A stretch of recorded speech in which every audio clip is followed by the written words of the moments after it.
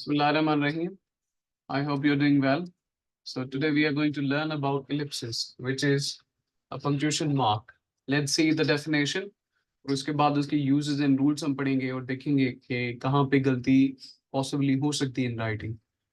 Okay, ellipsis एक ऐसा punctuation mark है जो most of the times narrative writing के लिए इस्तेमाल होता है, ठीक है?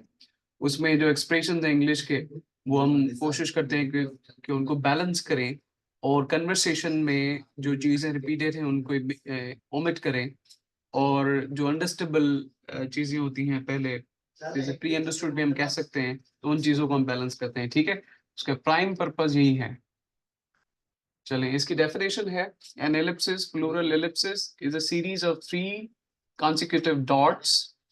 It is used in writing and printing to indicate that something has left out. ठीक है, कोई भी चीज, इसका मकसद है कोई भी सेंटेंस या कोई भी पार्ट ऑफ सेंटेंस जो लेफ्ट आउट है, omitted है किसी भी conversation expression के अंदर. The term comes from the Greek word ellipsis, meaning omission or falling short. Ellipses can indicate a past, unfinished thought or omitted sections of text. They are also implied to create suspense or imply an unspoken message.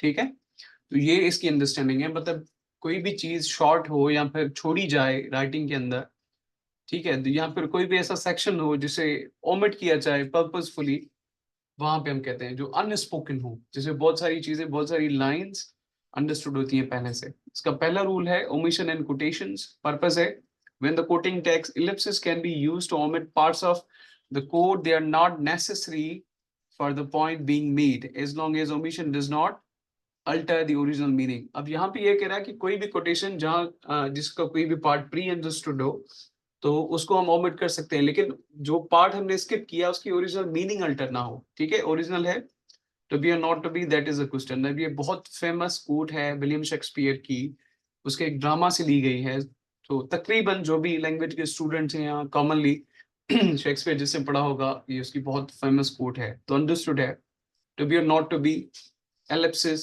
means that is a question. Guidelines say ensure that the omission does not misrepresent the original text's intent.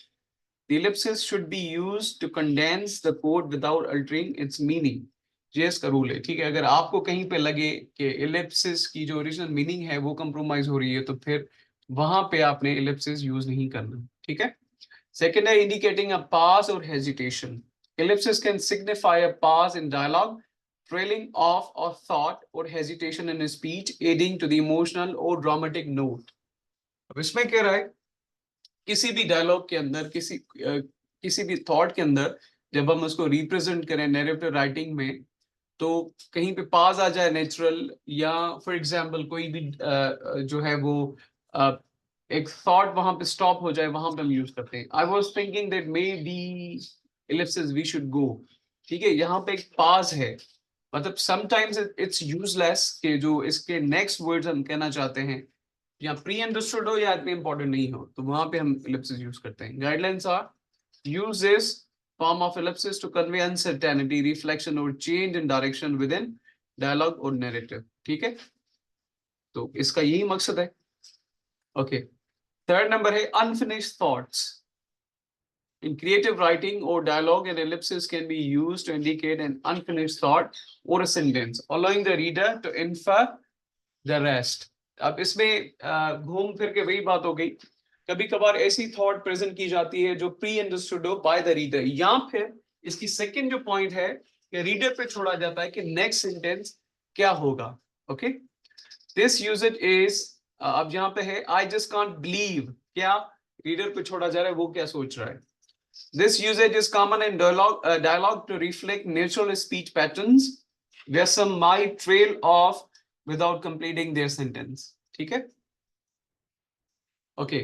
Fourth है creating suspense. Ellipsis can build suspense by leaving something unsaid or suggesting that more is to come.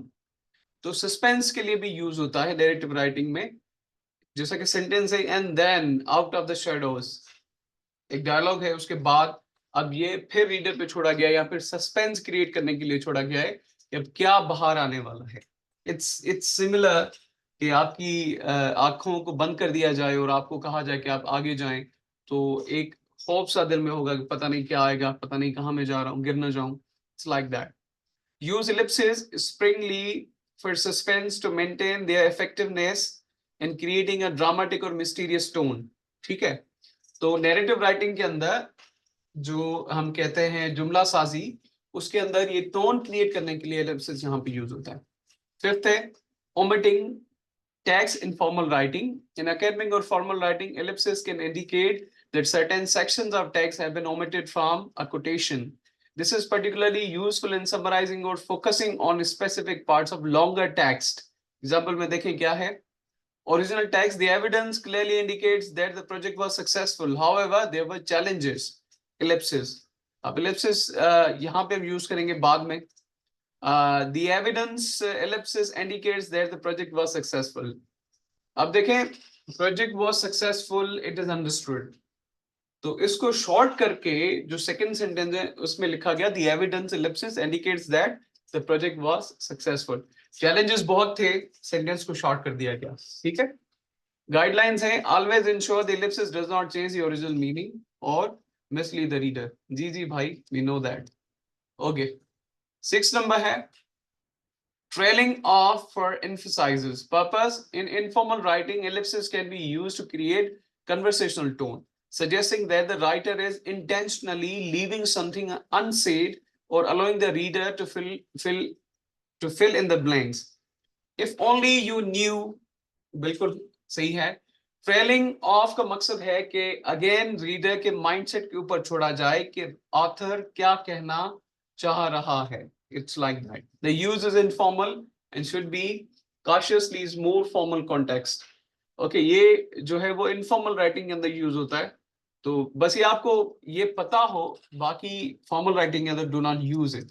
Informal writing से हमारी मुराद वो है कि sometimes we do conversation or sometimes we write on social media, या फिर यही use हम अपनी राइटिंग के अंदर करते हैं जहां पे informally we need to write.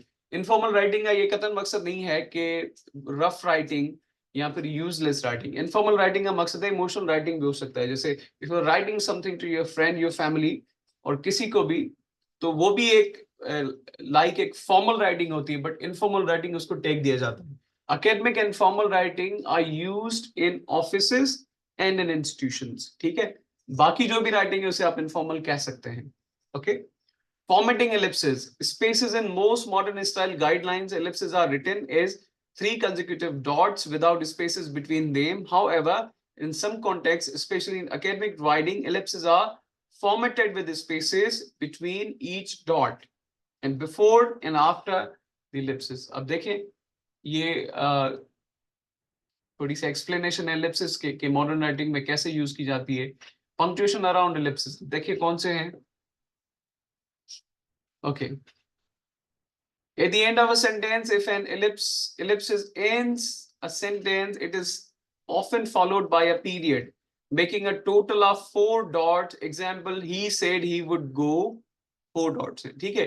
At the end of a sentence, अगर at the end of a sentence में ellipsis आप यूज करें तो 4 dots होंगे, एक होगा full stop. ठीक है.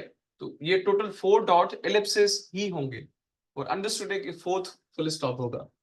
Second है within a sentence. Sentence के बीच में if the ellipsis is in the middle of a sentence, no additional punctuation is necessary. Example, she thought, उसके बाद वही sentence, तो कोई भी और punctuation mark यहाँ पे use करने की जरूरत नहीं है. Third use है before or after the other punctuation. An ellipsis can appear before or after a comma, colon or semicolon, but it does not replace these punctuation marks. Example, she passed, comma, hesitated, then continued. ठीक है. Before or after the other punctuation. किसी भी punctuation से पहले या बाद में use कर सकते हैं और सेम इसमें आएगी. Okay. But it does not replace these punctuation marks. ठीक है. So वो replace इन punctuation marks को नहीं करेगी. जिस तरीके से ये comma है, then sentence and then punctuation mark. Okay. Common mistakes. Okay. Common mistakes. Using ellipses too frequently can make writing seem uncertain or fragmented. It's not important to use ellipses purposefully to avoid diluting their impact. Second है misrepresenting quotations. पहला simple है कि ओ use आप ना करें, उसमें ये होगा कि उसका पर्पस सारा चला जाएगा और क्लैरिटी राइटिंग के अंदर नहीं आएगी या कन्वर्सेशन के अंदर नहीं आएगी, रीडर उसको ठीक से समझ नहीं पाएगा. Misrepresenting quotations. अब देखें, be careful when omitting text with ellipses. It can lead to misrepresentation if not done accurately. Always maintain the original meaning. बड़ा जोर है ओरिजिनल मीनिंग पे. Good one. थर्ड नंबर है इनकंसिस्टेंट फॉर्मेटिंग. इनकंसिस्टेंट फॉर्मेटिंग नहीं होनी चाहिए, consistent होनी चाहिए. ठीक है. Adhere to the style guide you are following. Style guide का मकसद ये है कि फॉर्मल राइटिंग के अंदर बहुत सारे स्टाइल्स हैं. जैसे रिसर्च राइटिंग के अंदर एपीए स्टाइल फॉलो किया जाता है, 7th एडिशन करेंटली. ठीक है. एमएलए स्टाइल भी है, बहुत सारे स्टाइल्स हैं. वो डिपेंड करता है कि आप किस कंट्री में हैं या फिर आपका जो एजुकेशन सिस्टम है वो किसको फॉलो करता है. पाकिस्तान के अंदर तो एपीए स्टाइल फॉलो किया जाता है, यूरोप के अंदर तकरीबन एपीए स्टाइल ही फॉलो किया जाता है. Okay. So as different guides may have varying rules for ellipses usage, consistency in your use of ellipses is key to maintaining clarity. ठीक है.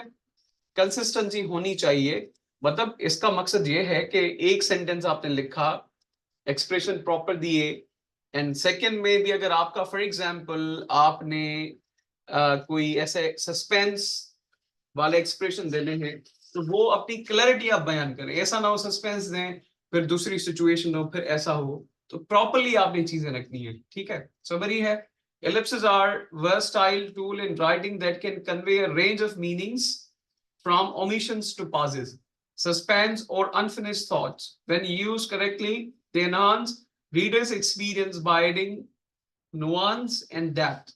However, they must be used judiciously and according to the rules and avoid confusion or misrepresentation. तो ये आपका topic था. If you have any question, you may ask. Thank you.